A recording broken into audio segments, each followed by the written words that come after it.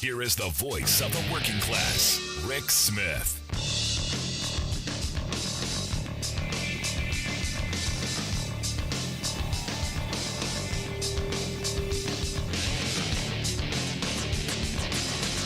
And welcome, brothers, sisters, working class heroes. This is the Rick Smith Show. Thanks so much for being here. Today on the big program, lots to get to, lots to talk about. I want to start with something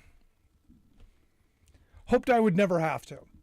Hope this was a conversation I was never going to have to have.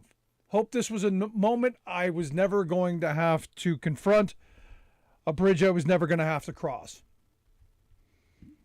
But there are some moments in time that principles are so important that you have to take a stand. And this is one of those moments for me.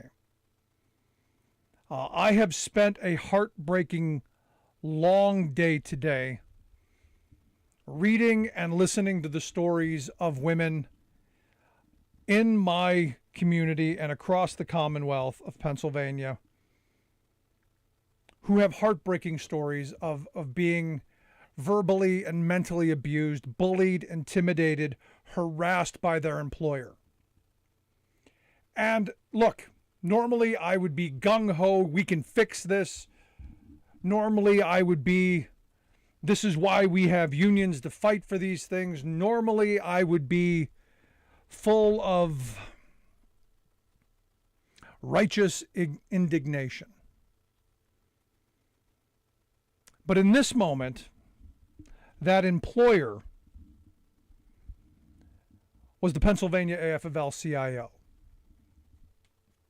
And these women shared with me what I had witnessed during my time as an employee in that organization. And what I've come to realize, and this is a struggle for me, I've come to realize a couple of things. One, that I have failed in my belief that unions can help protect workers, especially women, and that I was part of the problem and part of the abuse. And let me explain, and hear me out when I explain this. There was the person who was the number 2 in command of that organization. I'm not going to name his name. Everyone knows who he is. He knows who he is. I watched him belittle, harass, intimidate, and bully his employees, female employees, bringing them to tears in many cases. People who needed the job, needed the health care benefits.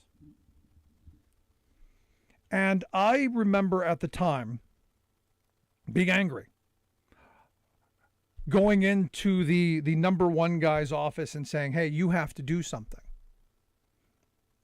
And him telling me, I'll take care of it. This'll pass. Making excuses, enabling this guy's behavior.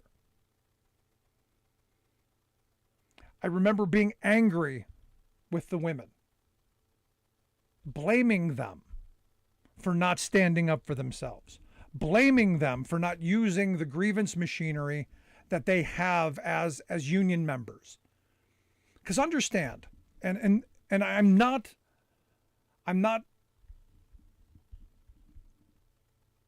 making an excuse for myself. This was a learning experience for me. As a privileged male union member, my union, I know, will stand up and fight for me. I know if I file a grievance, I know they're going to go to bat for me because they've done it a bunch of times. I know I'm going to get support. And I believed to my core that these women's union would do the same. They were the smart ones here. They were the ones who knew better. I was the one who was wrong. And I apologize to them. I am sorry for being angry with them for not standing up. I am wholly sorry for not doing more in the moment. And I'm sorry that it took me 6 years to come out and make this statement. But here's the reality. I was told that this person would never ascend to the number one spot. I was told that by people in power in this state, by labor leaders who told me they were going to have the courage to assure me that this person was never going to be the leader of the labor movement in the state of Pennsylvania. I was given assurances that that would not happen. And in return, I said that I will not speak out. I was wrong. I should have. And I regret that in this moment. And I am paying the consequences for it now. Because today, while I listen to the stories of these women who are terrified that their stories are going to be attached to their names, but bravely shared with me what they endured, because they want justice. They want someone to hold this person accountable. They don't want to have happened to anyone else what happened to them. They want someone with the courage to step forward and hold this person accountable. Will there be that courage in Pennsylvania to have labor leaders with the courage to do that? I don't know yet. I'm assured by some that may happen. I'm not holding my breath, because here's the reality. And this is the angering part, because that person to me doesn't matter. That person really isn't important in this. Because that person could have been anybody. That person was allowed to be as abusive and harassing and bullying as he has been for decades in this movement. And those women understood that. I didn't. Those women lived it. I didn't. And when I said, no, fight, stand up, join together, they said, oh, silly man. That's not how it works. It's an old boys club, and we're not in the old boys club. You are, but we're not. I didn't listen, but I'm listening now. I am fully focused and tuned in now. And I want to make sure that this person and the people who allowed this to happen, allowed him to fail constantly upward, to constantly get away with the harassment, the intimidation, the bullying, the things that he's gotten away with, making workers in the workplace cry. The labor movement is supposed to be that sacred movement that fights that stuff. The halls of labor are supposed to be the place where you find justice, where you fight for better wages, hours, conditions, where you fight injustice, where you fight the tyrannical boss, not where you protect them, not where you shield them, not where you enable them. And while I am outraged, while I am angry,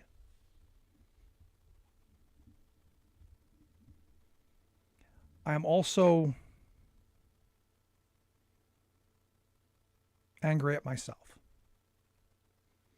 Because while I was so certain that this is the direction,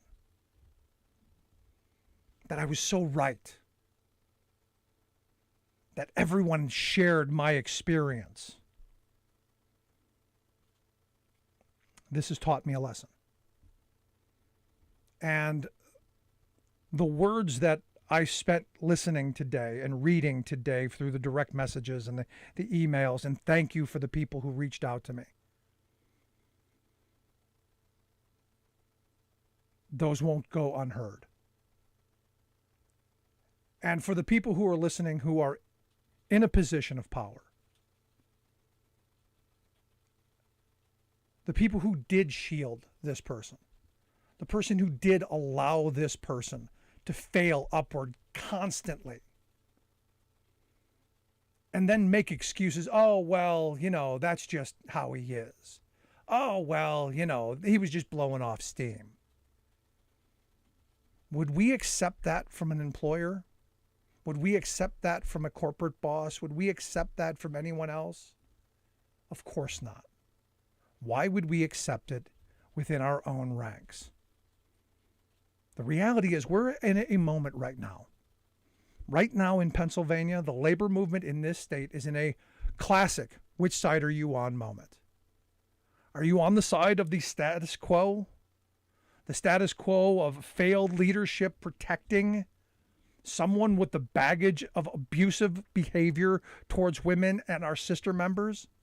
Or are you going to be on the side of organizing and moving towards that ideal union and that ideal movement that I truly believe to my core as a labor activist, as someone who for 30 plus years have had carried a union card in my wallet, and for 17 years behind this microphone have fought for labor rights and have fought for justice in the workplace and have fought for democracy in the workplace, and believe to my core that this is the way forward, that this is how we get equality. This is how we balance the scales of power and income. And this is how we rebuild the American dream. And this is how we make lives better. But how is it that we're going to make lives better? How is it we're going to rebuild that American dream? How is it that we're going to hold ourselves up as the example forward when there are people protecting, shielding, making excuses, enabling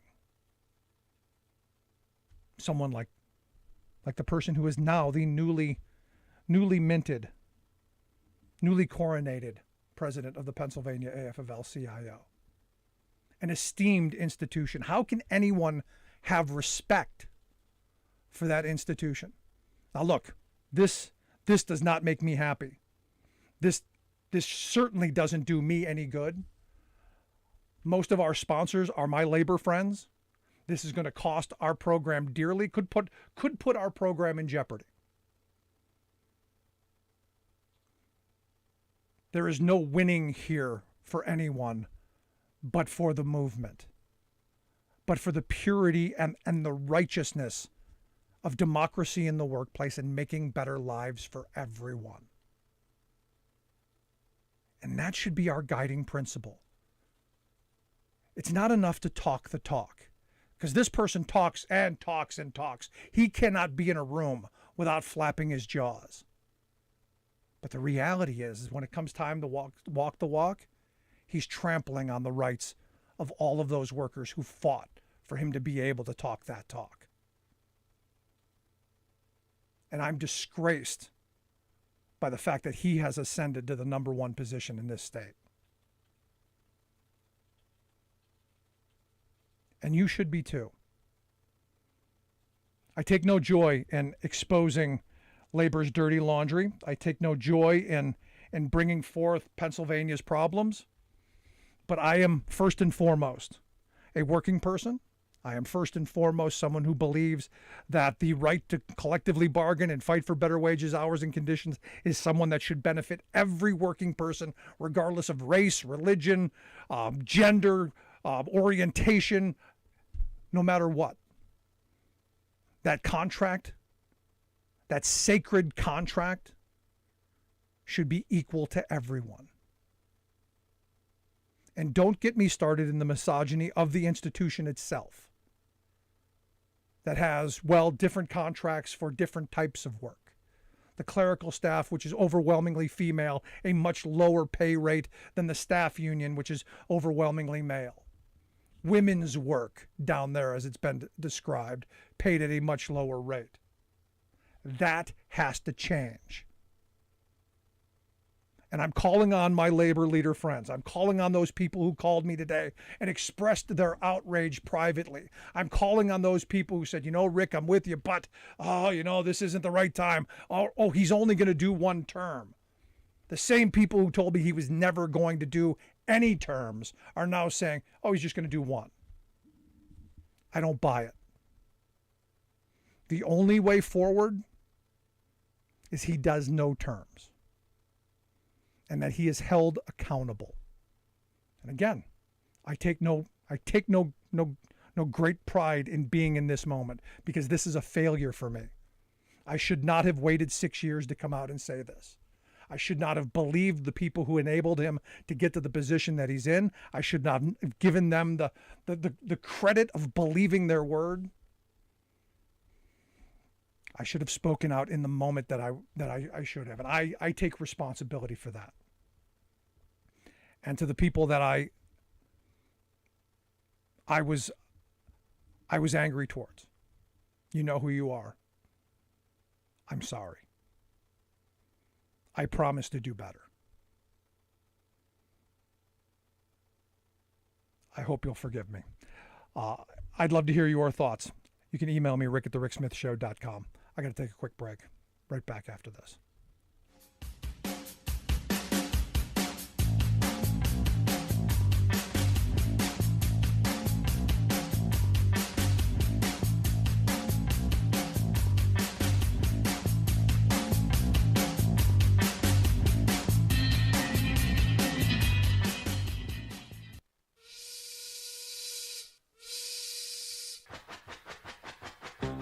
If you're a fan of the show, you've heard our labor history in 2 segments, and you can hear them on the radio pretty much anywhere in the U.S. Labor history has never been more important than it is right now.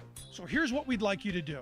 Tell a teacher. Tell a teacher that labor history is important and that they can get digestible 2-minute lessons that are absolutely free. Free to download, free to use, free to share. Tell a teacher to go to thericksmithshow.com/history and help us put labor back where it belongs, in the classroom. You know, generations of American workers fought, bled, and died to build the American way of life. It's our job to keep their stories alive.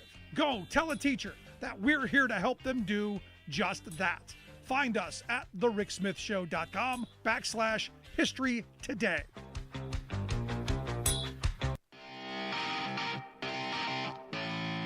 Welcome back to the Rick Smith Show. Now, here is Rick Smith.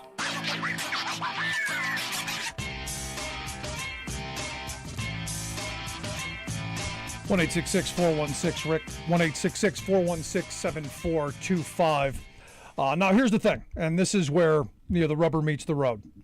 As I said, I worked for the institution for a couple of years, and the kind of behavior, not unusual from what I understand.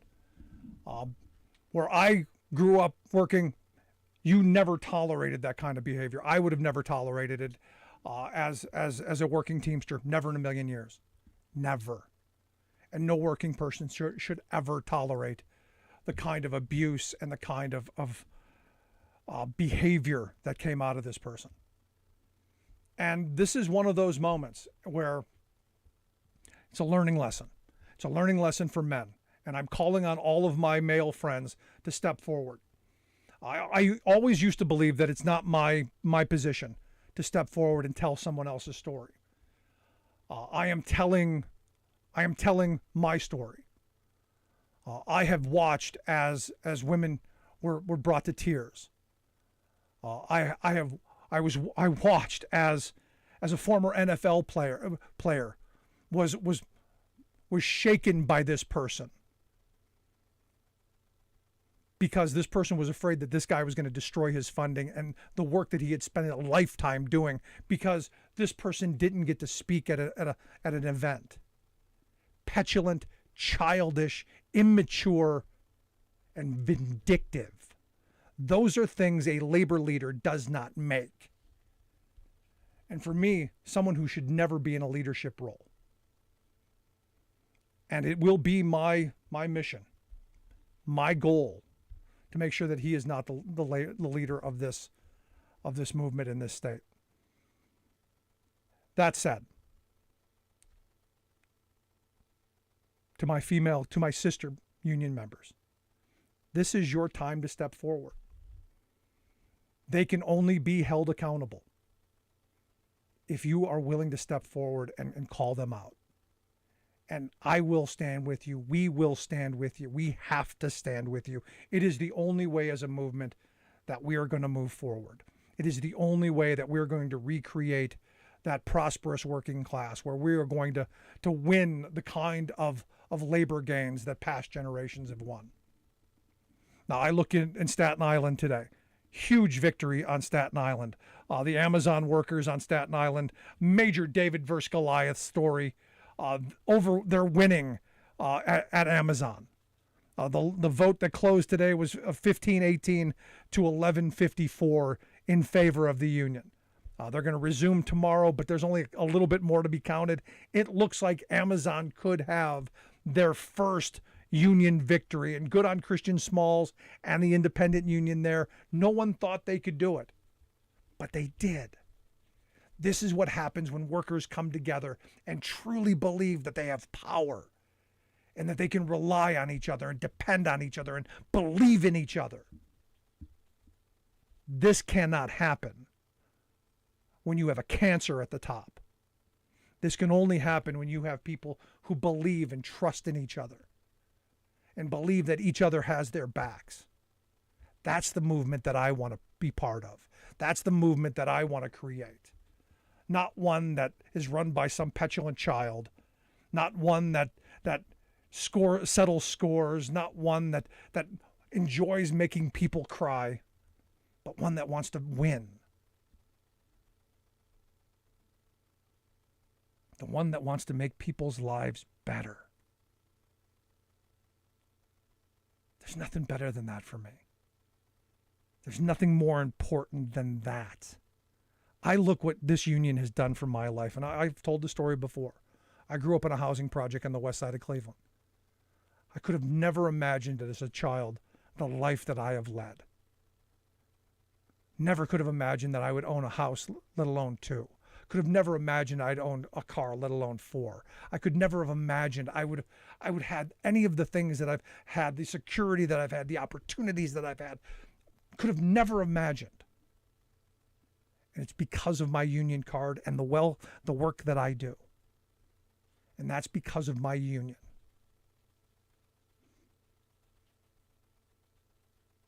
Could that have been possible if I would have had a representative who was only in it for himself, who was only in it to, score points over me, to abuse me? No. And I won't tolerate that anymore. I was so wrong for so long. And I pledge to you, my sisters, that will never happen again. I pledge to you, that will never happen again. And I want my male friends. This is the moment we take that pledge. We're going to stand up, we're going to speak out, and we're going to hold people accountable. I want to hear your thoughts. You can email me, rick@thericksmithshow.com. Tell me your thoughts. Tell me what you think. I'm going to take a quick break. When we come back, our good friend Sarah Burris is going to be here to share some thoughts on the top stories of the day. Enough of the sermon from my mount. I had to get that off my chest. Thank you for indulging me. Quick break, right back after this. Stick around. You're listening to The Rick Smith Show.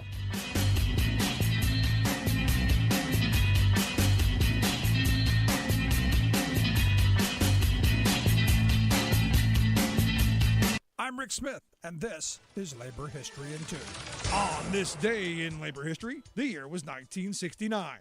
That was the day Dr. Ralph Abernathy, president of the Southern Christian Leadership Conference, arrived in Charleston, South Carolina, to address striking hospital workers and their supporters. More than 400 black hospital workers at Medical College Hospital and Charleston County Hospital had walked off the job earlier in the month. They demanded an end to racial harassment and discrimination, wage increases, union recognition, and the reinstatement of fired coworkers. It was yet another instance where workers' struggles embodied the broader social debates of the day. Struggles for racial and gender equality, as well as the rights of public sector workers to organize, especially in the South, all converged in Charleston. Workers at both hospitals sought out Local 1199, which had already organized hospital workers in New York City. Local 1199B was soon chartered, and Mary Moultrie, a licensed nurse from Medical College Hospital, was elected president. 12 workers were fired when the new union demanded recognition. That's when they voted to go on strike. Picketers were met with injunctions and arrests. The president of MCH, William McCord, stated that he would not, quote, turn a $25 million complex over to a bunch of people who don't have a grammar school education. He and Governor Robert McNair cited the state's right-to-work law as justification for refusal to recognize the union. The SCLC arrived in Charleston to lend its support. Speaking to 1,500 workers and their supporters, Abernathy linked the struggles of Local 1199B to those of meat packers and sanitation workers. He also charged that Congress would rather spend millions on war than to stand people on their feet in Charleston. For more information, go to laborhistoryin2.com, like us on Facebook, follow us on Twitter at laborhistoryin2. The traffic clogging protest by truck drivers in the U.S. and Canada is about drivers being angry over COVID-19 vaccine mandates, right? No. That's the line being put out by right-wing extremists trying to use the legitimate gripes of truckers for their own political gain. The extremists are nuts, not the truckers. My Uncle Emmett was a highballing trucker in the 1960s when driving offered an honest job, decent pay, union protections, benefits, and normal hours. Then came the deregulation craze of the 1980s, pushed by corporate profiteers and right-wing ideologues who cast unions aside, crashed driver pay, and turned the job into a punishment. Pay today is so abysmal that most truckers have to drive dangerously long shifts of well over 60 hours a week, with many topping 100 hours to make a bare-bones living. It's a grind, too. You can't stand up for hours. You travel alone. Dinner is a gas station burrito. Bathroom breaks mean pulling out the plastic jug you carry along, and you won't get home for days. Exhaustion is a constant companion and a real hazard. Drivers call these big rigs 40 tons of death. Yet, corporate, political, and media elites, oblivious to all of the above, whine that America has a trucker shortage. Not so. There are plenty of licensed drivers. But get this, 9 out of 10 quit within a year of getting a job. That's not because of a vaccine mandate. It's because truckers are underpaid, overworked, endangered, and even dehumanized by bosses who install surveillance cameras, sensors, and other technology to record and report every twitch a driver makes. This is Jim Hightower saying, today's explosive truck driver protests are not a right-wing expression. It's a rebellion against the plutocratic system that the right wing has imposed on truckers and on America.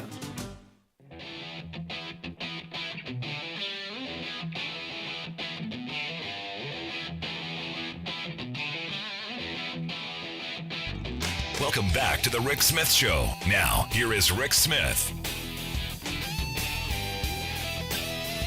So I don't know how you explain this one away, but 5 fetuses were found by authorities on Thursday at the home of an anti-abortion activist in Washington, D.C. I don't know how you explain that. I don't. I don't. Especially if you're the anti-abortion activist, what are you doing with the fetuses? Just kind of throwing that out there. Anyway, here's some thoughts on the top stories of the day. Maybe our next guest has an idea. That's why I've asked Sarah Burris to come talk with us. Sarah is a reporter over at RawStory, rawstory.com, the website. Sarah, thanks for taking the time for us. So this is probably not the time to make a dead baby joke, is it? Yeah, probably. No, probably not. I'm just going to say the one place, if you make a dead baby joke at a fundraiser with Planned Parenthood, they do not find it funny. No. I thought it would be hilarious, but apparently I have no tact. So, yeah, this woman, this crazy lady. So I kind of went down the rabbit hole of her Facebook page and started looking at a lot of the stuff that she was posting about. And on March 9th, she broke into a Washington lab where she said that there were aborted fetus parts that were being used for research purposes. And so, and she had a photo of like, you know, this freezer and stuff. And so my immediate thought was, did she steal some dead babies, some fetuses, some like, you know, what was she doing in there? And is that what was, you know, under her floor or wherever she had it? Like, did she have a deep freeze in the garage? I don't understand. This is the weirdest story I've ever heard. Yeah. And I make jokes just because I'm so sort of disgusted and horrified by it that I just kind of don't want to think about it. But yeah, so. You know, it seems to me it's weird that the people who, you know, are so opposed to something seem to be so drawn to it. I mean, it's bizarre. Yeah. Speaking of which, orgies and cocaine.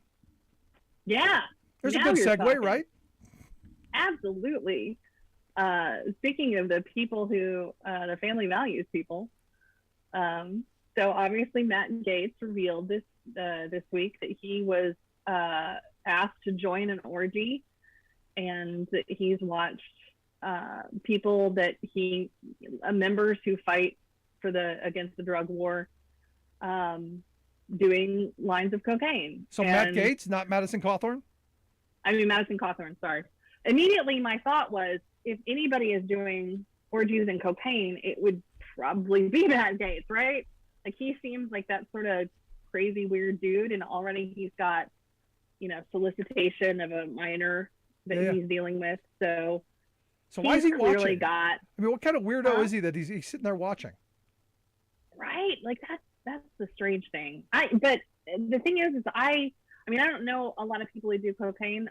It doesn't surprise me because, I mean, these people who work on Capitol Hill got to stay up a whole lot and got to work really hard, and they don't get paid a lot of money. So the staffers probably, you know, are either selling drugs or I'm talking about the GOP staffers, because I don't know any Democratic staffers who sell drugs. But you would think that they got to make money somewhere, right? Or is it the members who are just completely coked up all the time? I don't know. I don't know who he's talking about. You know, someone brought it up the other day. Can you imagine Chuck Grassley at an orgy? I can't. No, I don't want to. But here's the thing. From what I have heard about the sex and the drugs and stuff, it's never usually on the Senate side. It's more on the House side. Right. Well, where you have, younger. Obviously, yeah, they're a lot younger. They're a little crazier. They're less experienced. And so, I mean, like, people like, you know, Lauren Boebert and the old Tulsi Gabbard, you know, folks like that, I could see that probably happening. And look, you know, I think they need that. It might make them decent people. I don't know. Maybe. If that would help, then orgies for everybody. There you go. Now, I find it interesting that that Republican senator from North Carolina, Tom Tillis, he's throwing his weight behind a primary opponent and saying that Cawthorn hasn't demonstrated much in the way of results. Also, North Carolina Republican Senator Richard Burr has said about Cawthorn, on any given day he's an embarrassment. So you got both of the senators from that state, you know, basically wanting to wheel him out the door. And McCarthy, you know, had a little talking to with him this week, and it's very clear that McCarthy is not happy with him. I'm not surprised the Senate people aren't happy, but there are 6 people in that primary. 6 people are trying to run against this guy. The district is a district that has moved a little bit. So he's sort of been forced out of his original district into another one. And it's just not going to work out well for him. And I think now that he's hacked off McCarthy, and there's an actual chance to get rid of Cawthorn, I think McCarthy is probably, you know, ready to shove him out the door. No, that's got to happen. Now I want to get your thoughts on the big story that broke today, the important story that broke today. Evidently, Donald Trump stole his book idea. Well, here's the thing about Donald Trump. He kind of steals everything. You know, if he makes up so much stuff, he makes up all these lies. There's not the thing about Donald Trump's book in particular is it's not really a book. It's more a collection of photos with Post-it notes on them. And it makes sense if you're, writing quirky memes or a book of quirky memes, but it's not like nobody, I guess it just seems like no one would want to buy a Donald Trump picture book to me. Yeah, but $230 a copy they're going for. Yeah, and I don't really understand. I mean, I guess he self-published it. There's a publishing company that Donald Jr. started for this, to publish this picture book. I'm surprised it wasn't a pop-up book, frankly. I think that would be a heck of a get. Like maybe the 7 hours of tape would pop up whenever you open it. Call logs, surprise! But yeah, so it's Donald Trump. So speaking of 7 hours of call logs, where are they? Because I can't imagine, and no one in their right mind believes that nothing came into the White House for 457 minutes. Nobody believes that. I mean, there are too many people who've had verified calls with him. Does anybody believe that he doesn't know what a burner phone is? Because you got John Bolton who's saying no, he knows. Yeah, he's referred to them in the past, and so clearly, Donald Trump knows about the burner phone. I think in this case, I don't know if it was a burner phone or a cell phone or what it was. One of the things that I found interesting, if you read Michael Wolff's book, so I've had to read all of these crazy books that have been post-Trump presidency, and I went through every single one of them that I have read, and I looked for specifics about Donald Trump making phone calls on January 6th. And the only one that had it was a timeline that Michael Wolff did. And he detailed several phone calls with Giuliani at 2 o'clock and 3 o'clock. And apparently one of the phone calls with Giuliani was when the two of them then called Mike Lee looking for Tuberville. And that is a phone call where Mike Lee has said that the number that popped up on his cell phone was not the Oval Office number. It was another White House number. And so it kind of makes me wonder, is Trump basically using somebody else's desk phone? Is he just like sitting in Meadows' office and being like, hey, hit the 9 and give me an outside line, and doing it from Meadows' office? And at that point, can the January 6th committee then go in and get some of the not the call logs, but the call list? Every time you make a phone call from your cell phone company, you get the whole list of everybody. Why can't they do that with every phone in the White House, in the West Wing?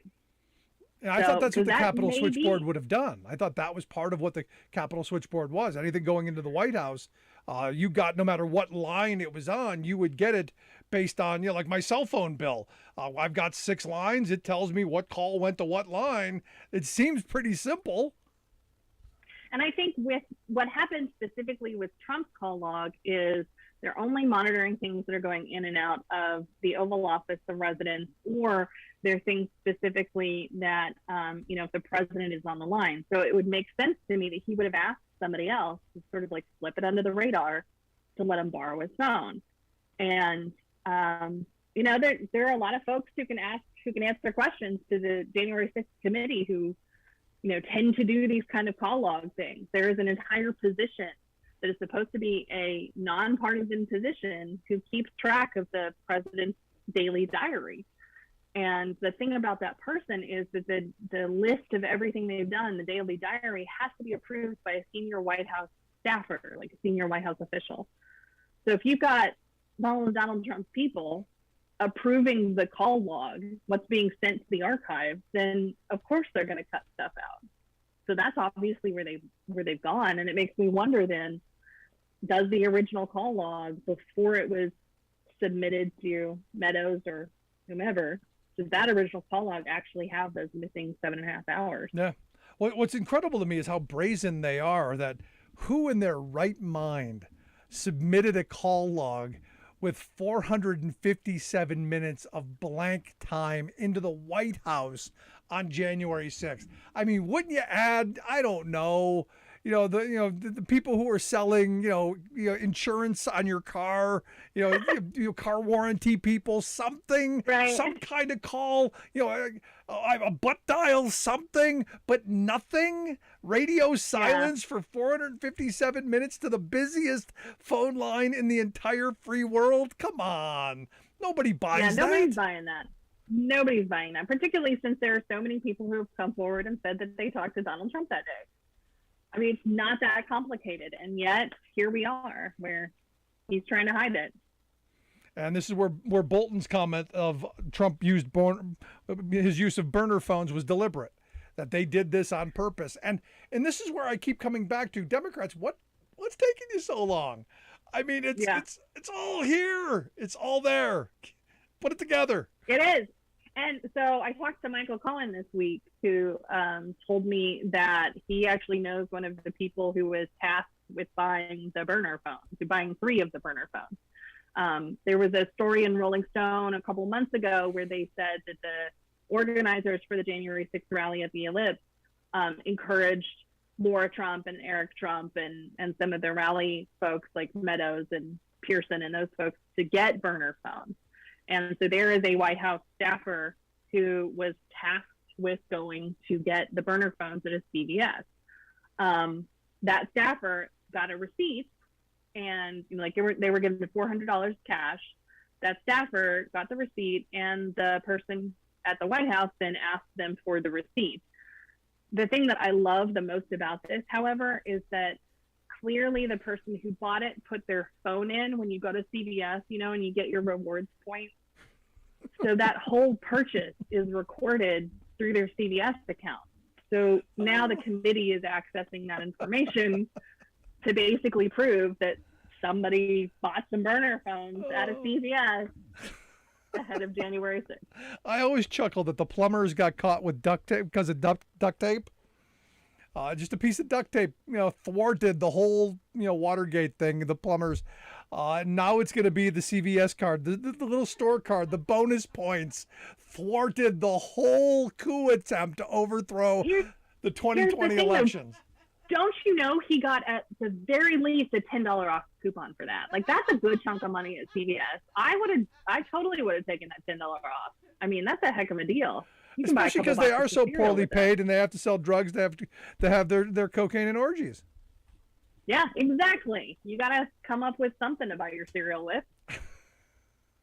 I wonder if he kept the change, because he was given $400. It cost less than that. So I wonder if he kept the change, or if the person kept the change. No, they put the receipt in the petty cash drawer. They wanted their money back. Again, this is one of two things. Very brazen, that they weren't going to get caught, that they were going to get away with it, or really just freaking stupid. One or the other. I'm going to say the latter. Yeah. I mean, I do think that the person who tasked this low-level staffer with it probably didn't occur to them, oh, gee, I wonder how this could end up being bad. They're just going to give them some cash and probably not think about when you go to a CVS what you do. Yeah.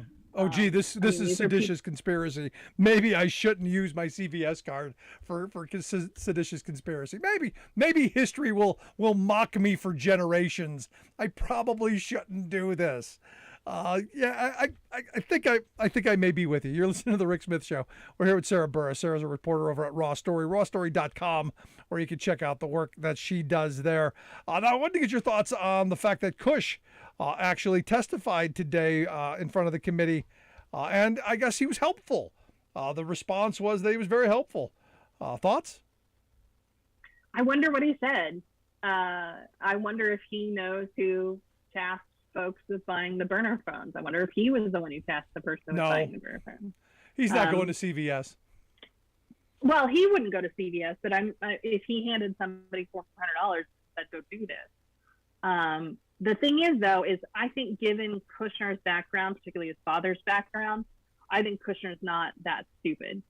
I think he's probably, gonna have somebody who's not state sponsored. Yeah. Hey, Eric, come buy here. The burner phone, like the nanny, right? Like, hey. Yeah. Hey, Eric, come on over here. I got a job for you. Right, exactly. Have Eric or Laura, one of those people do it. Eric actually threatened the Rolling Stone with a lawsuit because of that report, saying that none of it was true. And so I'm very curious, what they found out and who actually did get the phones. I mean, the story didn't say that they had purchased them for Eric. They just said that they suggested to Eric that he get a burner phone. So I don't understand then why Eric would immediately, launch a lawsuit. That seems sort of like an overreaction, which to me means maybe something really is going on here. He doth protest too much.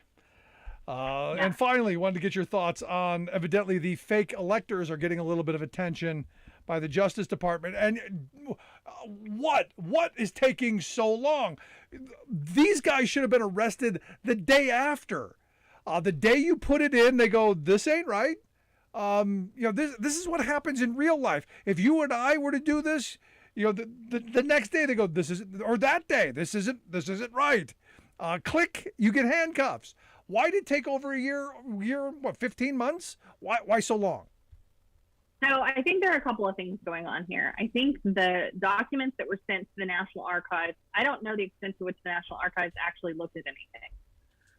They obviously were given trucks and trucks of documents and boxes and everything involving the Trump administration. So the question would be, when did they get those documents? And at what point did they realize that they were falsified? Because it seems like, I want to say it was maybe January that the Michigan Attorney General referred it to the Justice Department for the fake electors there. Right. So a lot of this stuff is moving really slowly. One of the things I found out this week is that the Oath Keepers guy, what is his name? Whatever, that guy.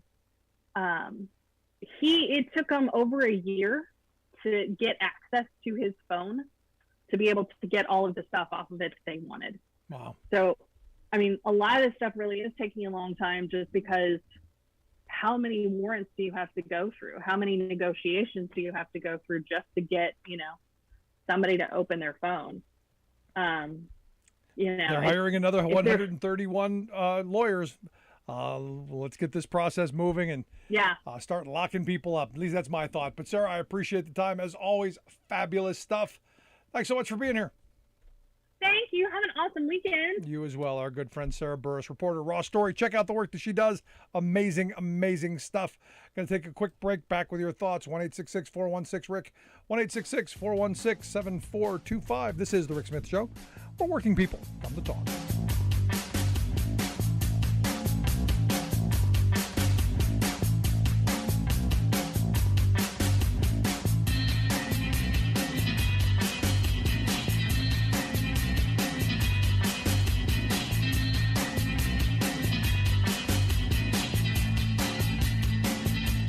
I'm Rick Smith, and this is Labor History in 2. On this day in labor history, the year was 1883. That was the day that cowboys went out on strike. The cowboys worked in the Texas Panhandle. Increasingly, the ranch land in the region was coming under the control of large corporate ownership. Cowboys saw their way of life changing. Work as a cowboy had always been hard. They often slept under the stars or in a tent. They worked long hours at tough physical jobs. At the end of a long day, all they had to look forward to was a simple meal of camp food. But it had been the practice that cowboys could retrieve part of their pay in newly birthed calves. Some cowboys were also allowed to round up unbranded cattle. In these ways, they could create small herds for themselves and get a stake at independence. But the new corporate owners clamped down on this practice. They also placed restrictions against cowboys gambling, carrying weapons, and drinking. Seasoned cowboys from 3 ranches gathered to plan a response to the changes. They penned a letter and sent copies to 5 large ranches. It read, in part, "We, the undersigned cowboys of the Canadian River, do by these presents agree to bind ourselves into the following obligations. First, that we will not work for less than $50 per month." 24 cowboys signed the letter. But the ranchers were able to hire scab labor. The strike ended in defeat. Change had come to the Panhandle, and not in a good way. I think I'd rather ride the rain. Labor History in 2 brought to you by the Illinois Labor History Society and The Rick Smith Show. For more information, go to laborhistoryin2.com, like us on Facebook, and follow us on the Twitters at Labor History in 2.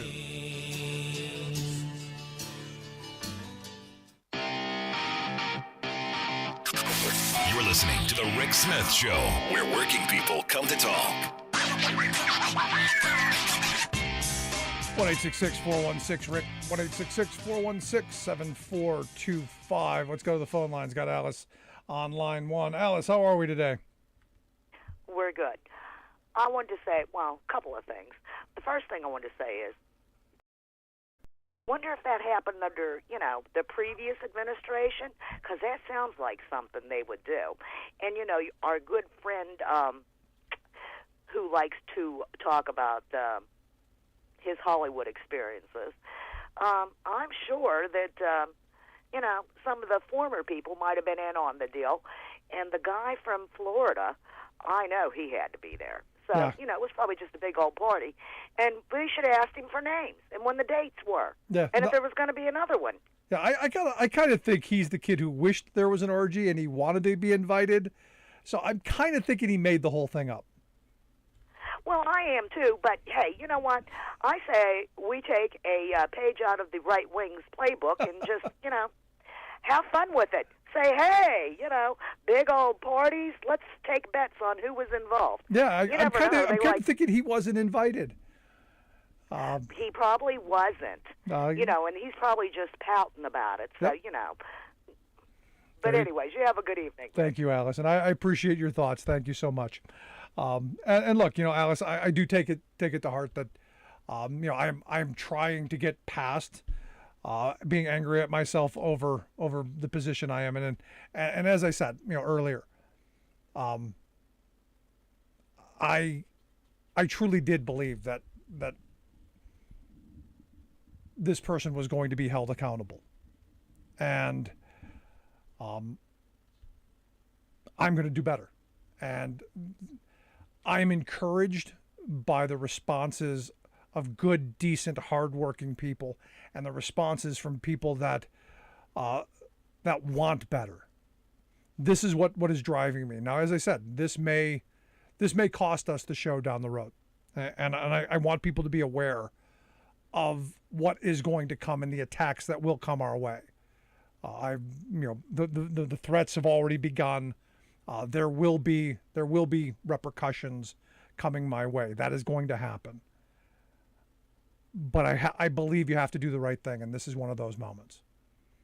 Now, I call on my friends in labor in Pennsylvania to do the right thing. And the right thing is to get the newly minted president of the Pennsylvania AFL-CIO to resign, to move him along, and to put somebody in there who's going to put the institution, the esteemed institution, on the right track, moving forward and fighting for democracy in the workplace, better wages, hours, conditions for everyone, treating everyone with dignity and respect and equality and decency. To me, it's that simple, and I will settle for no less. I'd love to hear your thoughts. You can email me, rick@thericksmithshow.com. And if you missed any of today's program, make sure you grab the podcast. I'm told it is fantastic. I'm told we've got a great one. You can get it anywhere where podcasts are at, from iTunes to Stitcher to Podbean to iHeart, all across the board. They are there for your convenience. Also, you email me, rick@thericksmithshow.com. Quick break, right back after this. Stick around. Listen to The Rick Smith Show.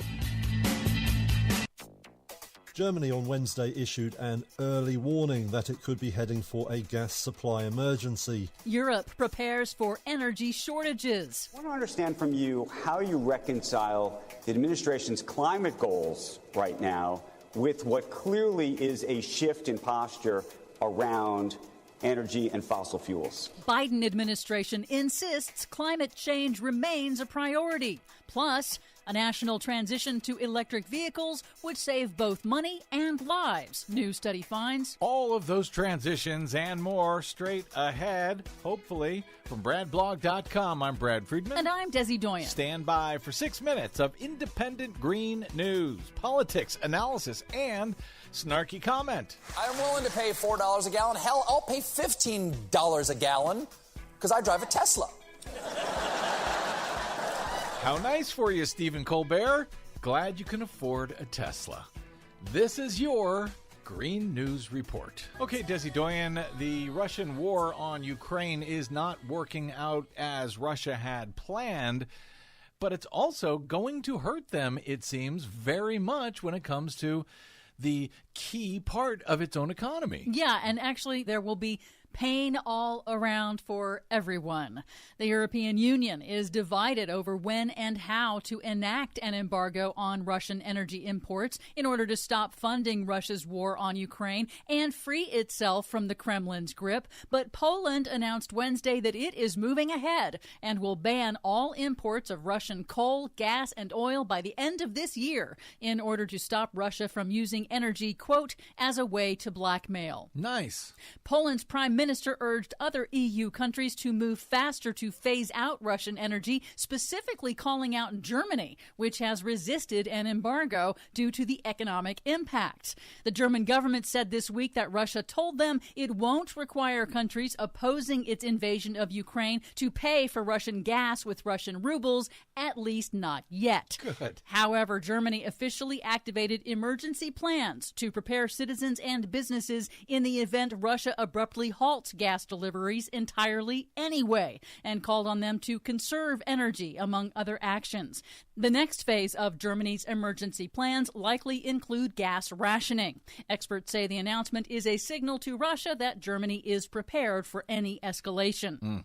Here in the U.S., as we go to air, President Biden is said to be preparing an order to release from the nation's Strategic Petroleum Reserve up to 1 million barrels of oil per day for as long as 180 days to help ease gas prices that have spiked due to Russia's invasion of Ukraine. Wow, 1 million barrels a day for 180 days? Yes. U.S. oil producers have refused calls to increase production, saying they are focused on returning cash to investors instead. Yeah, returning cash to their own pockets. Why should they help when there's profits to be made? It's only a world at war.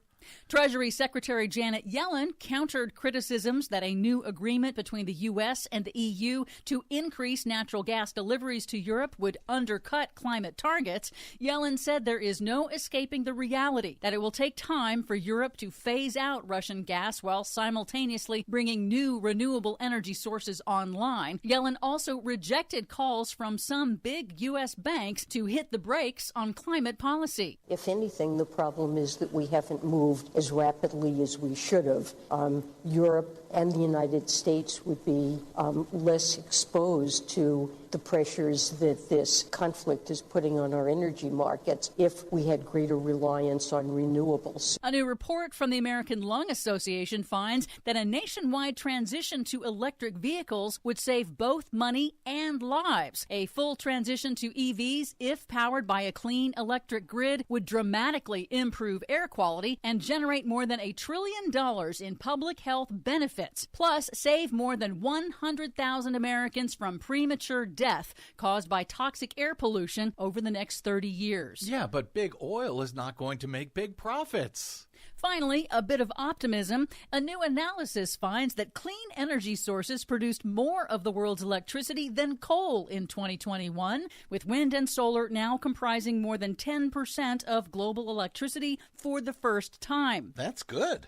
Plus, the world is on the verge of installing its first terawatt of solar electricity. That's 1,000 gigawatts of solar electricity. According to Bloomberg News, it took decades to get from the first primitive solar panels of the 1950s to reach this milestone, but they report that the second terawatt will come in less than 4 years, with solar and wind energy now the planet's cheapest energy source. Nice. For much more on all of these stories and the ones we couldn't get to today, check out our website at greennews.bradblog.com. Find, follow, and share us planet-wide on the Facebooks and the Twitters at Green News Report.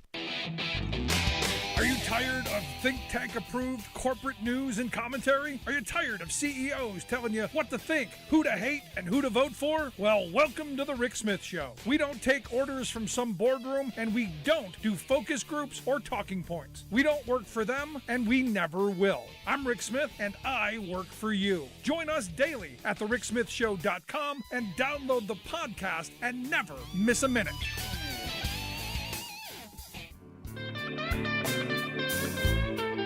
Welcome back to the Rick Smith Show. Now, here is Rick Smith. I remember, I guess it's been about a week and a half or so now that we talked with John Rizzo, business manager of IBEW Local 1220 out in Chicago, about the striking TV workers out at WTTW TV in Chicago. And, the conditions going on there and just the kind of ridiculousness of this moment. Now we find out that the employer, I guess tomorrow, going to chop off their health insurance. And again, this is one of those punitive things that employers do to make life miserable. That one of the reasons I say that unions should be the ones that hold the health insurance, that workers should hold their own health insurance. Why I've always been a supporter of holding your own unemployment and all of that kind of stuff. Maybe someday we'll get back to that. But here to share some thoughts on what's going on and maybe how we can help.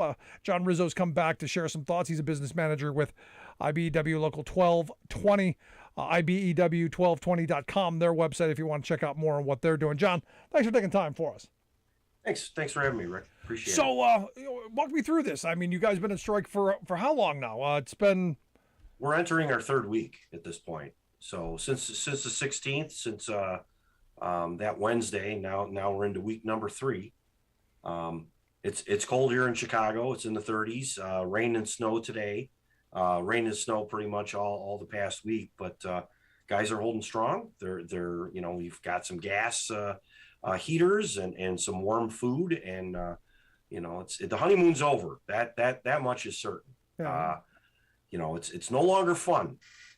Yeah, once you miss that first paycheck, the honeymoon is over. I've been there, so I get that. But I look at this, and we've had conversations, and I've looked into this, and this seems really, really punitive. It seems really unnecessary. And walk me through why we're here. Sure. Well, it's about jobs. We've been bargaining with the company close to a year now. There were 30 plus proposals from the company. There were about 6 or 7 from the union, most of which the unions backed off of. We were very reasonable with our asks. We were very reasonable with the wage increases that we were asking for, and it all fell on deaf ears. And unfortunately, there's a few managers that wanted some proposals in there that the union can't live with. By the end of the term of this contract, they'll be out of jobs. And that's what we're fighting for. We're fighting for the future. We're fighting for the jobs. Now, the work is still being done. Technology is not leaving anybody behind. It's just going to be done either for free or for people who are getting paid lesser amounts of money that don't work in the station, gig workers and whatnot, that work either in other states or within the same state, but for lesser money. It's just one of those things where we have to fight back. There's been people that have worked there for 50 years. There's been people that have worked there for 3 or 4. And I want to make sure that those 3 or 4 year folks have a place when the 50-year folks retire. And they're able to pass on their knowledge to the next generation of folks that make good TV. Yeah, it's about the preservation of jobs for not just the moment, but for the future. And that makes sense to me, especially in this moment where we're talking about, everything seems to be moving towards this gig economy kind of, you're your own boss, where you take on all the responsibility, all the risk, but get very little of the reward, which doesn't seem like all that great of a model, in my opinion. No, we're not making buggy whips. We're not making paper telephone books. This is television. This is going to continue. People are going to want to watch it, whether it's on their phone or on their 70-inch television. And so there will be a future for this group. The problem is, do you want to watch television that was all done for free on the internet by whomever? Or do you want to watch, especially with PBS, something that's well crafted and tells a good story? That's what PBS was founded on. And unfortunately, WTTW has sort of lost their way with this sort of thing. They want to do symphonies and concerts and easy things to do for rich donors rather than people like you and I, taxpayers or members of PBS. And it's sad, really, but this is the direction that they're taking. And, but even if you're doing the quote unquote easy stuff, you want to do it well, don't you?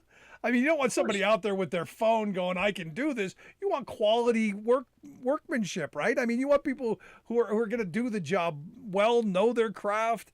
Or am I too old school in that view that you want quality workmanship, that you want people who are going to be professionals in what they do? Well, I think the problem that we face right now is that WTTW especially thinks that they're ready to do news, and they're ready to compete in the number 3 market with 4 or 5 television stations that do more than 9-10 hours of news a day.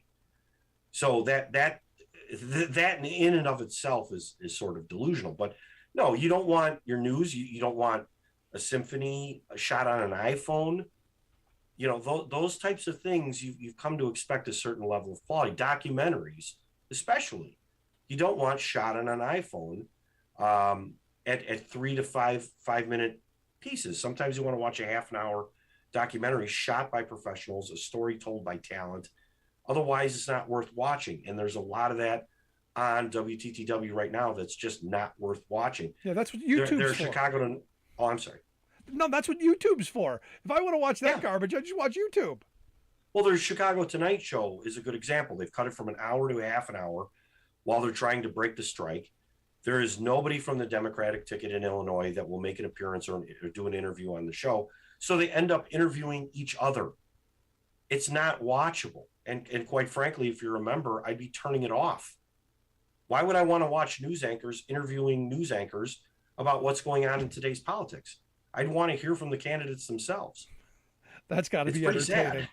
That's got to be entertaining. A couple of stiff shirts going at it. Well, it does help me sleep at night, so there's that. No, look, I don't want to mock that. I don't want to mock it too badly, because ultimately there's got to be something to go back to. And do they realize that? I mean, the workers that you represent, as you've said, have been there year after year after year. 50 years, you said, the one guy's there. People have put their blood, sweat, tears. They put their lives into this place. And it seems like there seems to be no direction. This is where you guys normally come in as workers, having a voice in the direction. Is there none of that? Is there no interest in input from your members? No, there's quite frankly, there is no leadership there. Sandra Mikic, who's the president and CEO of WTTW, has been completely absent throughout the process, puts out statements through press agent or the attorney, and the leadership just simply is not there. Now, to be clear, SAG-AFTRA, the talent, has been very good with supporting us, and they're not doing any of the technical work that we do. But they have jobs to do, so they have to remain on air. And that's, that's great. So when we do go back to work, these are the people who we work with that it will be great. The relationship has been damaged with management. That's where the problem lies. We'll still be professional. We'll still put on a good product, but ultimately there's going to be a lot of bad blood for quite a bit of time. Yeah, until these wounds heal. Yeah, I'm sorry to hear that. That's not great, especially this move. And I want to talk about this because this happens way too often, John. You listen to the Rick Smith Show here with John Rizzo. John's the business manager with IBEW Local 1220 in Chicago. Their website, IBEW1220.org. We'll get links out on social media. You can take a look at the work that they do and find out more about what they do. Now, here's the thing. This is punitive, but this is also potentially deadly because families have health conditions, workers have health conditions, and when you chop off this access to life-saving care, this could be deadly. I know this is corporate America's playbook. I know this is the box they check off in any labor dispute. And this is why employers should never be allowed to hold on to workers' health care, in my view. But this is, again, one of those moments where it's just checking off a box, isn't it? Yeah, they had a choice of whether or not they wanted to do this. They're claiming it's part of their policy. They administer their health care. They have Blue Cross Blue Shield, but ultimately they've written the rules as to who's eligible and why they're eligible. They could change that, especially in this particular case. We have a few guys who have been there a while. And remember, we're working in television. Cancer rates are fairly high in stations like this because they're around radiation. They're around, those types of radio and television, the sound waves. And the rates of cancer are fairly high. We have a couple folks who have cancer currently that are receiving, treatments. And God love them. They show up at the picket line, even though I've told them, just stay home, be healthy, and they're not hearing it. So yes, the company really is putting their lives in danger. I have folks with young kids. These are things that we don't want to take for granted, but the company's hoping to starve folks out, get us to come back with hat in hand early so that we'll take whatever and just get back to work in order to save their lives, save their families, save their health. And it really is it's a crappy position to put people in. Yeah. And it's unfortunate, but these are the type of people we're dealing with within this PBS station. It's not about people anymore. It's about the bottom corporate line, and that's the sad part. Yeah, it's sad, especially when you're talking about a PBS station where it's supposed to be, about the public. It's supposed to. So, last question I've got for you: How can we help? How can our listeners help? How can our audience help? How can we bring attention to this? What's the marching order? Well, okay, there's several things, but now that they are pulling the health insurance as of tomorrow, the number one thing, I guess, is to help these people, at least help them pay for Cobra. If folks are willing to go on GoFundMe and just type in the search WTTW, the first thing that'll pop up. You'll see, WTTW on strike. If they want to help folks, $5, whatever they can afford to spare, would be greatly appreciated. Second thing is they can call the switchboard at the station, 773-509-1111. And they could let folks at the switchboard know, they're not happy with this, and WTTW should strive for a fair contract with Local 1220. Yeah, can you give us that number one more time? Sure, 773-509-1111. For our listeners in Chicago, Channel 11. For our listeners in Chicago on AM 820 WCPT, make sure you give that number a call early, often, and make your voice heard. Let them know that you support the striking workers at WTTW TV there in Chicago, and help out. That's just my view. But John, I wish you guys the best. I hope this is a short strike. I hope you guys are back very soon, and I hope you'll come back and share some thoughts on this real soon. That's awesome. Thank you, Rick. Thank you for having me. Thanks, John. I appreciate it. No, seriously, if you've got time, by all means, give that number a call. We'll get links out on social media on how you can do just that. Gonna take a quick break. Right back. Stick around. Listen to the Rick Smith Show, where working people come to talk.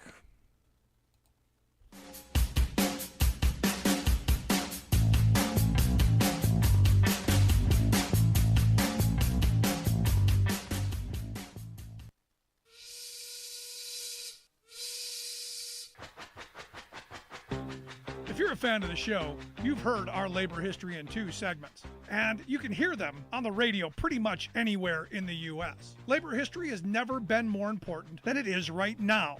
So here's what we'd like you to do.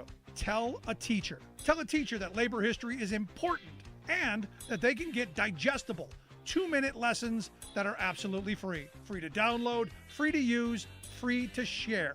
Tell a teacher to go to thericksmithshow.com/history and help us put labor back where it belongs, in the classroom. Generations of American workers fought, bled, and died to build the American way of life. It's our job to keep their stories alive. Go tell a teacher that we're here to help them do just that. Find us at thericksmithshow.com/history today.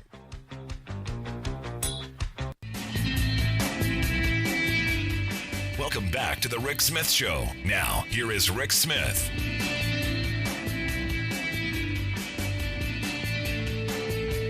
So President Biden's nominee for the Department of Labor's Wage and Hour Division, a guy named David Weil. David Weil was Obama's guy back in 2014 through 2017. So you would have thought, experienced, did it before, did a really good bang-up job while he was there, should have sailed right through, but oh, no. We've got Joe Manchin. And the two from Arizona. Let's not forget Mark Kelly and Kirsten Sinema. Yeah, throw Mark Kelly in there with Senator Dipsy Doo, and the one from West Virginia. They torpedoed David Weil's nomination. This was a motion just to get to a final vote. So he didn't even get to a final vote. That motion went down 47-53. All of the Republicans voted against them. And why? And this is interesting because, John Rizzo hit something that I thought was really important. This station that he represents the members of, they want to move all of the people that work at the station away from being employees. They don't want employees anymore. They want gig workers. They want self-employed gig workers. People running around with their cell phones. They want people, doing stuff on their own. Little TikTokers who are gonna put stuff on for, stringers for $25 a shot. That's what they want. That's what corporate America wants. And yet you got all these people going, the Democrats, they want pass labor law legislation that's gonna do away with gig work. In a lot of cases, gig work is just exploitation. Look, if you're truly your own business and you're truly in control of your conditions, if you're truly in control of your work, if you're truly your own business, that's a different thing. But if you're taking a job like, running a television station, being reporters out on the street that have traditionally been employee-employer relationship jobs, those are not independent contractor jobs. Those ain't gig jobs, guys. But that's what corporate America wants. And this is the reason that David Weil went down. Because he has scrutinized the gig economy companies and their labor practices. He said, maybe we've gone too far. Maybe we've allowed these companies to, build industries based on exploiting workers and, shifting the responsibility. Now, look, I come out of the trucking industry, and I've talked about this a number of times. In the trucking industry, what they do is they go, you can be your own boss. All you got to do is lease this truck, and you can lease this, and you'll pay the payments on it, the insurance on it, the taxes, the tolls, everything. You're going to cover all the costs. When it breaks down, you got to fix it. When it ain't working, you got to wait with it. All this stuff. But you're going to make all this money. And then, of course, it all evaporates in paying all those bills and making sure that you keep the books and do all of the work that they used to do. When before, all you had to do was drive the truck. Get from point A to point B, unload it, do what you had to do. Now you're the entire HR. You're the dispatch. You're all of it. Because you're your own boss.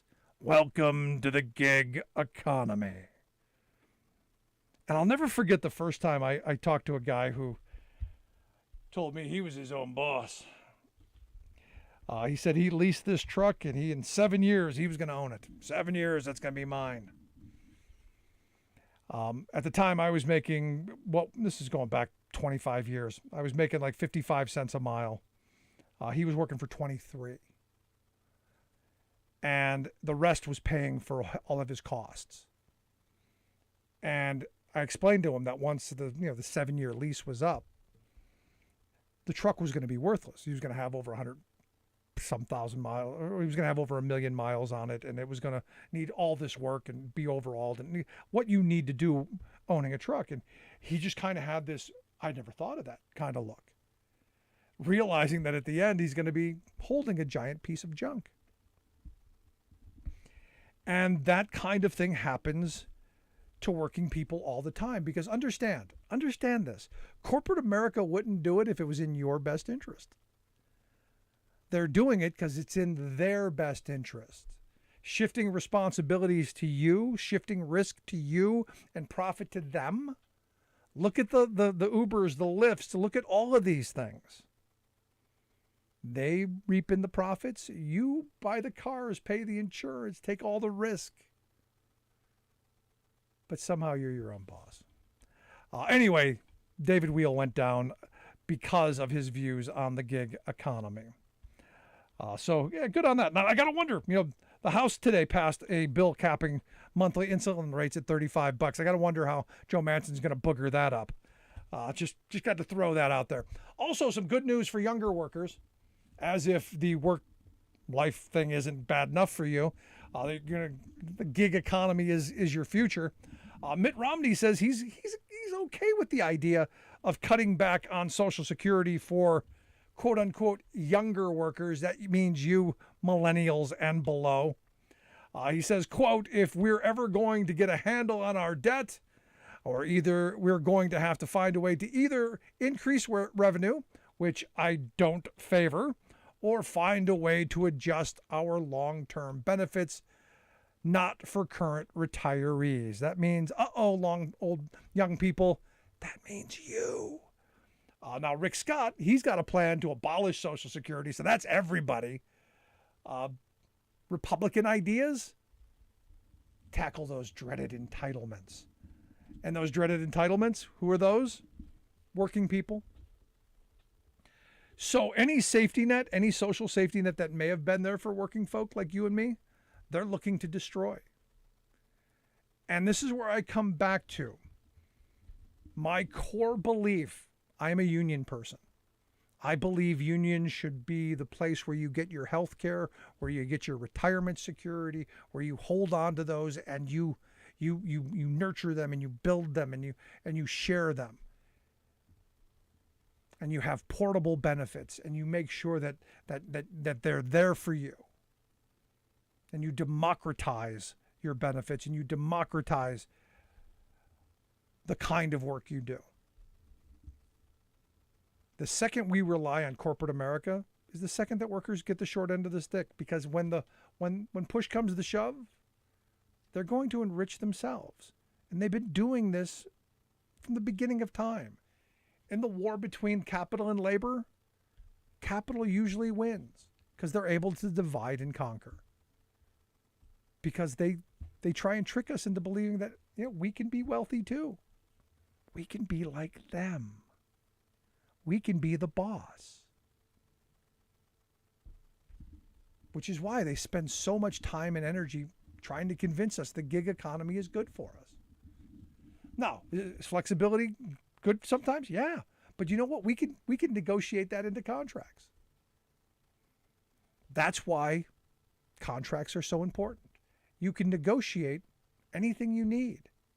You can fight for better wages, better hours, better conditions, better opportunities, better life balance. In this moment, the opportunity to change, the opportunity to make lives better is here. We just have to stand up and demand it. We just have to fight for it. And it starts with the people that we put into political office. It starts with the people that represent us in the halls of power. We need people like us. We need people who've worn a pair of work boots. We need people who have sweated in the hot sun. We need people who have frozen their what's off in the winter, in freezing temperatures. Know what it's like to miss a meal. It's what we need in the halls of power. Just my thoughts. Love to hear yours. You can email me, rick@thericksmithshow.com. Also, if you missed any of today's program, podcast, you can get that on any of the podcast host sites, any of your favorites. Take the program on the go wherever you go. Gonna take a quick break. Right back after this. Stick around. You're listening to The Rick Smith Show. We're working people at the top.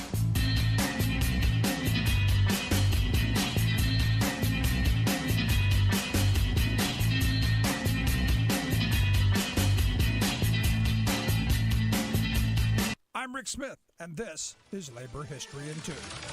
On this day in labor history, the year was 1883. That was the day that cowboys went out on strike. The cowboys worked in the Texas Panhandle. Increasingly, the ranch land in the region was coming under the control of large corporate ownership. Cowboys saw their way of life changing. Work as a cowboy had always been hard. They often slept under the stars or in a tent. They worked long hours at tough physical jobs. At the end of a long day, all they had to look forward to was a simple meal of camp food. But it had been the practice that cowboys could retrieve part of their pay in newly birthed calves. Some cowboys were also allowed to round up unbranded cattle. In these ways, they could create small herds for themselves and get a stake at independence. But the new corporate owners clamped down on this practice. They also placed restrictions against cowboys gambling, carrying weapons, and drinking. Seasoned cowboys from 3 ranches gathered to plan a response to the changes. They penned a letter and sent copies to 5 large ranches. It read, in part, "We, the undersigned cowboys of the Canadian River, do by these presents agree to bind ourselves into the following obligations. First, that we will not work for less than $50 per month." 24 cowboys signed the letter, but the ranchers were able to hire scab labor. The strike ended in defeat. Change had come to the Panhandle, and not in a good way. I think I'd rather ride the rain. Labor History in 2 brought to you by the Illinois Labor History Society and The Rick Smith Show. For more information, go to laborhistoryin2.com, like us on Facebook, and follow us on the Twitters at Labor History in 2.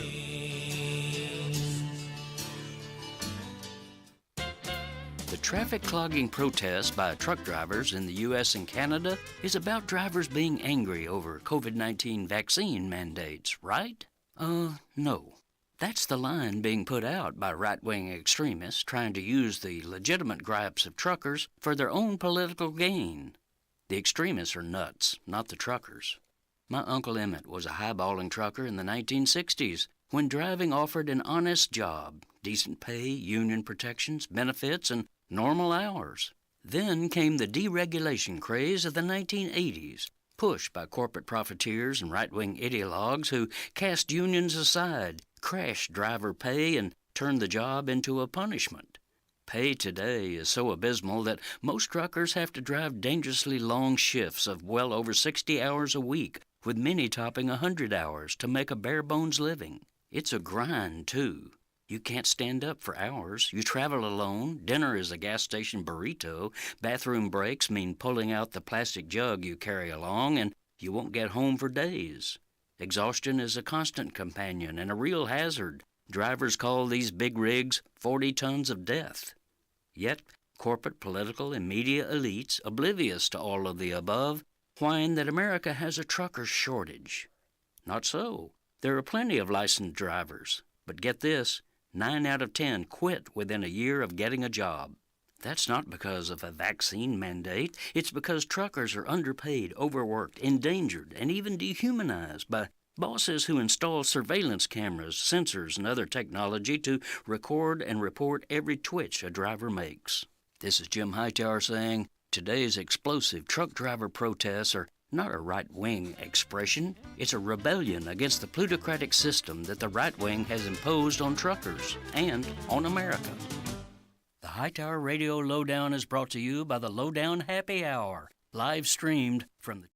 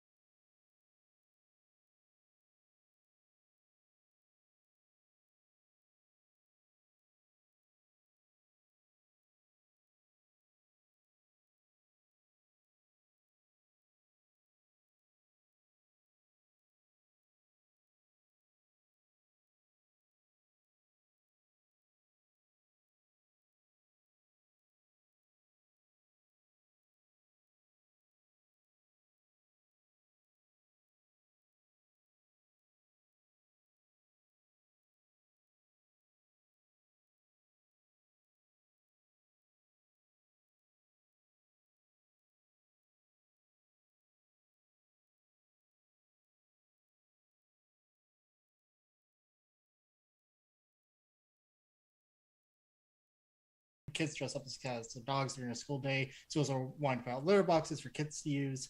Not only is that not true, we actually know exactly what Facebook post that came from, and it's completely false. He completely misses the base of what furries are. Furries are almost entirely adults, and they don't use litter boxes. That's because he's a plushie. I mean, he's the other side of it. I guarantee you in his closet there's a giant fox costume or a giant bunny costume somewhere. The thing that always amazes me about these folks who we've discovered something and then they point their finger at someone else, they're generally the people doing it, which is how they know about it. I would have never come up with this kind of a story because, well, it seems kind of dumb, but I'll bet you he knows somebody who does. Yeah, for sure. And he was probably just trying to get on the train of like, schools are run amok these days, and this was the best one he could do. And he apologized later, but he still not before local Nebraska media, and then Heartland Signal, when we boosted it, gave it hundreds of thousands of views. And not to mention, furries had a field day over it, just really bashing him missing it. So now the question becomes, did he do more harm than good? Because is this not now something that is probably going to happen? It didn't happen before, but now you have planted the seed in some degenerate's head that now they're going to go to the bathroom in a litter box? I mean, as someone who used to have cats, I'm allergic now, but I used to have cats. Litter is very messy. So, like, I feel like even for like some degenerate would want to do it, it probably wouldn't be worth it. Yeah, I'm not a cat fan, so save your nasty emails. I'm very clear on that. We have a cat. I am not a cat fan. Very simple. Let's move over to Michigan. Michigan's got a Secretary of State candidate that evidently was a podcaster, but like all podcasters, there's some stuff. You go back and listen. There's some stuff, and well, Christina's got some stuff, doesn't she? Yeah, and it's not even some stuff. Zach, who's been working on this article for a little while, has gone through it, and this is basically every episode. I think we're actually deciding to make this a series, but the one we focused on was her second ever episode back in August 2020. And she decides to go all in on railing against the LGBTQ community, basically saying churches that fly pride flags are, quote, agents of Satan. The LGBTQ behavior is extra filthy and natural. She says that the higher suicide rate for LGBTQ youth is not because of them getting bullied and harassed by people, basically by people by her, but that because it's unnatural. Her words, not mine. And then probably the funniest one is like she says that you can't debate it because the left bows to the rainbow god. Bows to the rainbow god. Which is weird because these are people who bow to a god that most of us I don't think recognize, and that's kind of the scary part of this. And these are the folks who, what I find interesting, and I'm sure you saw this report over at Politico, these are the folks who are staying away from debates because their ideas and their values are so far out of the mainstream, and they've been getting away with these kind of cuckoo statements for so long. And their cuckoo base has been so isolated from the rest of us that they won't even debate anymore. That they, that's just my belief. And no, you don't get to believe. Facts are facts. Beliefs are something entirely different. Keep your beliefs to yourself. Let's deal with actual facts. Yeah, I agree. But it's definitely not going to be enough. She's definitely going to be in good hands to get a bunch of media. Trump's going to actually go to Michigan tomorrow to support her. So she's going to get a bunch of airtime on far-right media. And I think it's especially funny. She's running for Secretary of State to control the elections. We've been going through episodes. Not only is she a major election denier, as like the day after the January 6th attack, she goes into a whole thing about, it was Antifa that did it. Even though she does a weird thing. She says like both Antifa deserved it, or Antifa did it, and then that the like Washington politicians deserved it. So I don't know where she's going with that. Now the weird thing about this Christina Caramo, I think that's how you say her name, right? Caramo. Yeah, I've said Caramo. The thing about this is that she could possibly win. And being Secretary of State has a lot of power over the next election in 2024, which is why Trump is spending time to get her elected, which is why there's a push in a lot of states to get Republicans put into these positions, especially crazy ones who have bought into, oh, the last election was stolen and we're going to do whatever we need to do to overturn elections that don't go our way. This kind of person would have no problem overturning the will of the people to meet their ideological goals. Yeah, exactly. That's exactly what they're running for. Because they kind of realized deep down that they did lose the election, but they want to make sure that they can win the one coming up and the one after that and after that. They know the way to do that. And Steve Bannon said this in the early days of the Biden presidency, and even before that, before January 6th, the way to do that is to get these state offices that control the elections. You bow to the rainbow gods. Yeah, bow to the rainbow gods. That's literally insane. Yeah. But this is the weird thing. I gotta wonder, was she homeschooled? I'm not going to go there. You listen to the Rick Smith Show here with Austin Linfante. Austin is a multimedia editor and reporter over at Heartland Signal, heartlandsignal.com, their website. They're partners with our good friends over at WCPT 820 in Chicago, one of our radio affiliates. Thank you, our friends in Chicago, for tuning in. Now, I do want to move over to Minnesota, where evidently, I guess, CO2 isn't a greenhouse gas. When did that happen? Did I miss the memo on CO2 no longer being a greenhouse gas? Yeah, apparently you missed the memo. I missed the memo because apparently, according to him, something like 32,000 scientists, including 9,000 PhDs, say that CO2 is now a greenhouse gas, according to Minnesota State Rep. Glenn Grunhagen. Again, a very Minnesota last name if I ever heard one. But yeah, he just straight up says during one of the environmental committee hearings that, CO2 is not the problem. CO2 is not a greenhouse gas. If you say so, you're anti-science. And props to the chairman for just saying like, yeah, no, we're gonna move on, because he didn't give much credit. Yeah, no, and look, Minnesota's always been a sane state, at least for now. People like this that keep coming out of the woodwork, and we talked yesterday with Matt McNeil, one of the hosts on our affiliate KTNF, and he was saying that there are some loon balls in Minnesota who are trying to work their way in, and I'm thinking this guy's one of the folks he was probably talking about, where all of us know CO2 is part of the problem. It is a greenhouse gas. It is something we've got to deal with.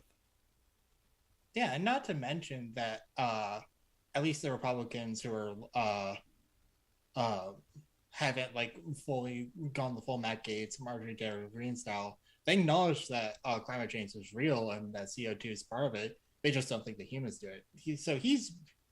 Glenn Grunhagen is archaic even by Republican standards. Yeah, I'd love to see a debate with him. I mean, have you seen some of these crazy debates? I mean, the one in Ohio, that Senate debate in Ohio, was just classic. Yeah. Oh, the fun. Because I think there has to be debates.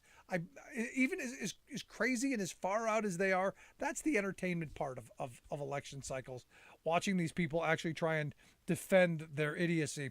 Let's move down to Georgia. Evidently, there's a censorship bill that some students wanted to talk about, drove 4 hours to have their voices heard, only to be, censored. Yeah, so basically they drove all the way down there to go to the committee hearing that was hearing this, and basically the chairman says, no, we're not going to have public comment, we got to move on, and they voted through. And in the video we posted on Twitter, you can clearly see that they're all just standing up, and Jeremy was like, what are you doing? We drove all this way to come here. And then there was one student, Jordan, let me get this right, Jordan J. Madden, who basically just, and he's been there a bunch of times, basically said, Georgia will remember you for this. And they still passed it out of committee, but I got to side with Jordan. I think this is going to be very well documented in the future.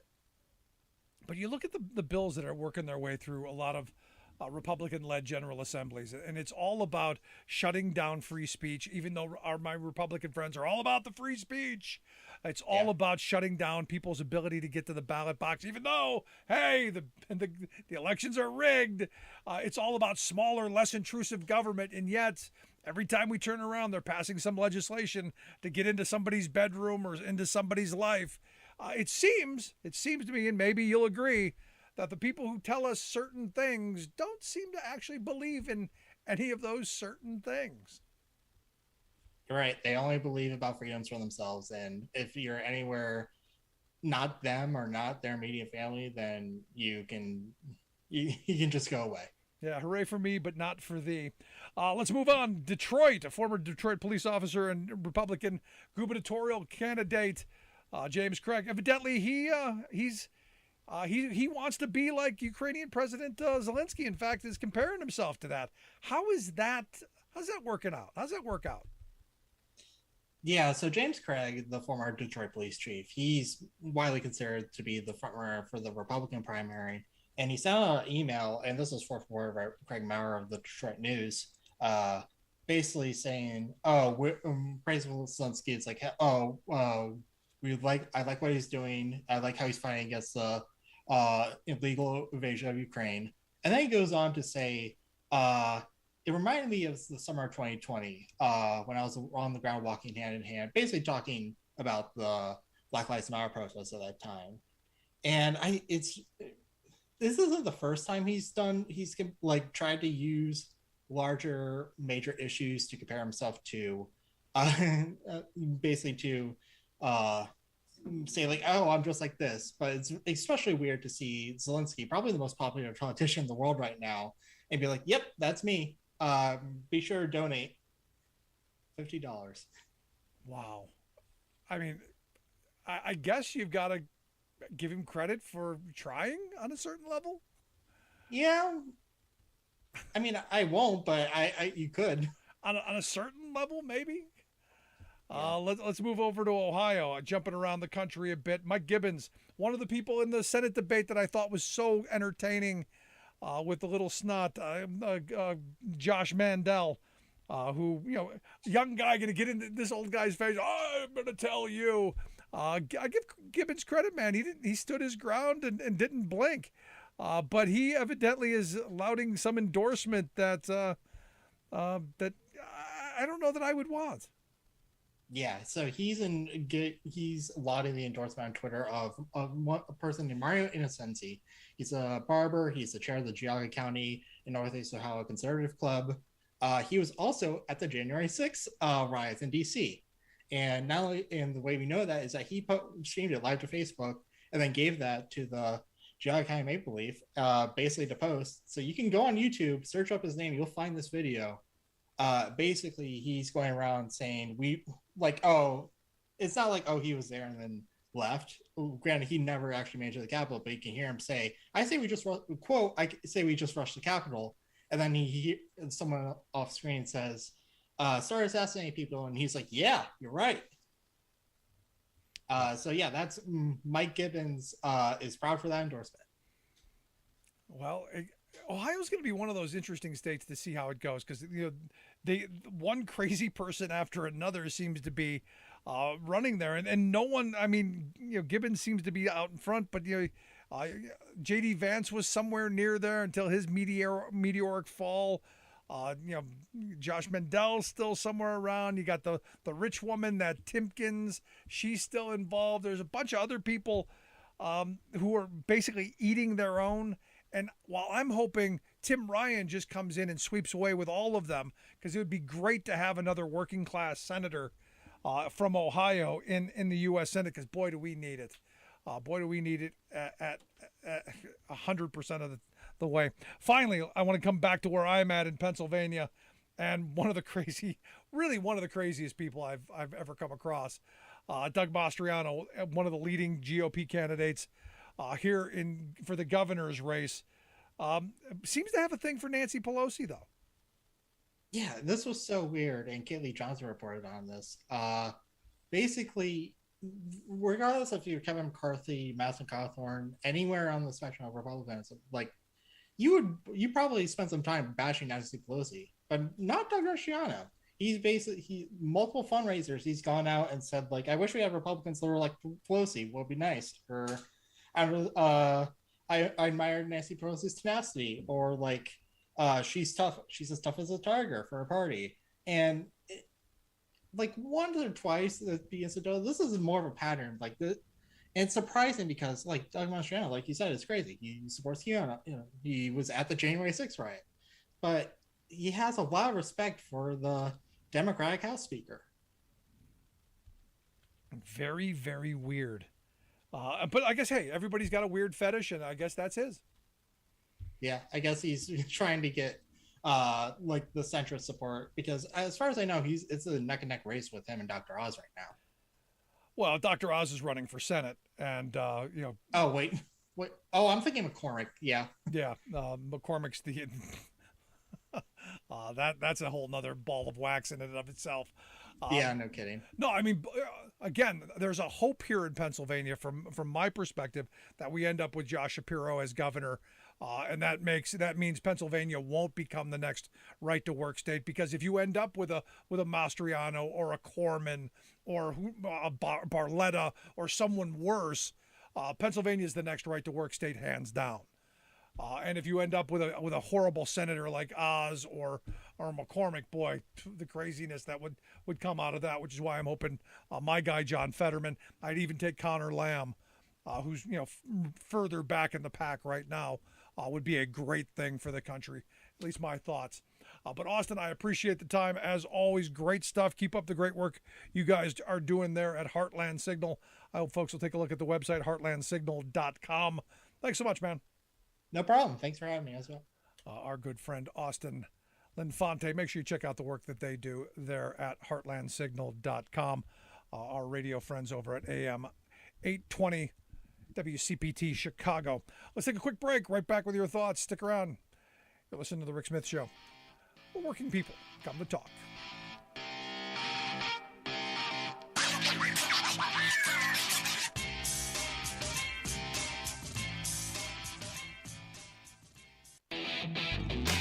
Are you tired of think tank approved corporate news and commentary? Are you tired of CEOs telling you what to think, who to hate, and who to vote for? Well, welcome to the Rick Smith Show. We don't take orders from some boardroom, and we don't do focus groups or talking points. We don't work for them, and we never will. I'm Rick Smith, and I work for you. Join us daily at thericksmithshow.com and download the podcast and never miss a minute.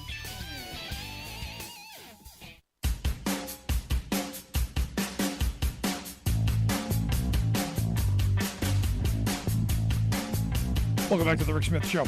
Check out our website, thericksmithshow.com. I want to take a quick minute to thank the folks who have reached out to me during the program to send some words of good wish, some words of condolence, some words of positivity in where we started. The reality is I take responsibility for my inaction and not standing up in moments where I should have, and I promise to do better. But thank you for everyone for the good words, and thank you for people who shared their stories with me. I again, anyone in Pennsylvania who has been mistreated by the Pennsylvania AFL-CIO, I want to hear your stories. This is the moment to come forward. If you share your story with me, I will not share your name. But your story is important. If you were mistreated in any way by that organization and by the leadership there, it is important in this moment for your story to be heard. And I am in a position at this moment to move that along. I can promise that I will push at every opportunity to do what is right, to hold the person accountable who in this moment has been enabled, been protected, been able to do the things he has done for far too long. And I regret every day now having allowed that to happen as long as it has without stepping forward. But thank you for listening to my story, listening to my excuse, of which I have none, and help me to move forward. Because I truly believe, I truly believe to my core that we can make this a better place. We can change the world one community at a time. We can change the world one workplace at a time by fighting for equality in the workplace, by fighting for better wages, hours, conditions, better opportunities. We can change the world by giving that kid growing up in the projects where I grew up the same opportunities that I had, by giving them the same pathway to prosperity, the same chance to work hard, to play by the rules, to get ahead. Whether you're male, female, white, black, doesn't matter. It should be that no matter who you are, what you do, there should be dignity and respect. And I truly believe that. In this moment, in this day and age, we are better than what the folks at the Pennsylvania AFL-CIO have put out for right now. And I will continue to call them out until they do the right thing. And that is for their newly elected president to be replaced. And as I said earlier, this is not an easy position for me to take. And this is going to be costly for us. But it is the right thing. And I appreciate your help. I appreciate your support. Thank you. If you missed any of today's program, thericksmithshow.com. That's where you go to get the podcast. The Rick Smith Show app on the smartphone. Take the program on the go wherever you go. And as always, you can email me, rick@thericksmithshow.com. Make sure you send me all your stories, even crazy ones. I want to hear those too. I do answer all emails personally. Thanks so much for being here. We'll see you back here next time.